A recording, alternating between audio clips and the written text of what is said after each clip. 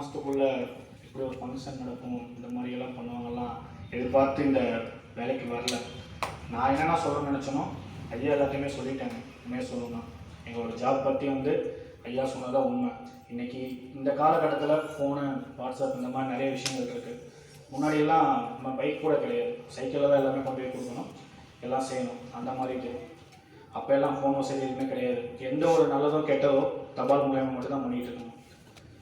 So இந்த பணியில் இருக்கிறது ரொம்ப பெருமையாகவும் சந்தோஷமாகவும் செஞ்சிகிட்ருக்கேன்.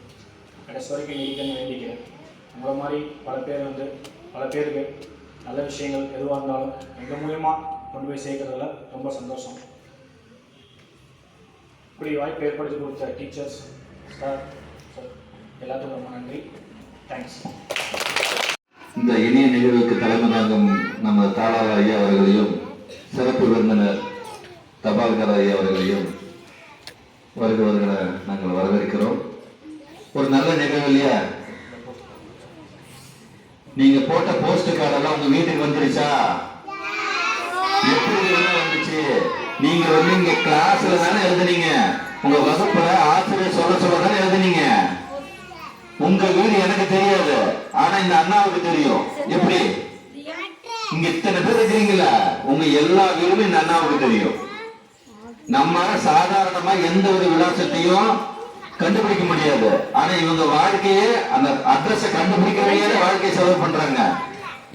ஒவ்வொரு தபாலையும் மழை வெயில்னு பார்க்காம, அது பள்ளமோ தண்ணியோ என்ன இருந்தாலும் அதை கடந்து போய் சமயத்துல அந்த கடிதத்தை அவங்க விநியோகம் பண்றாங்க.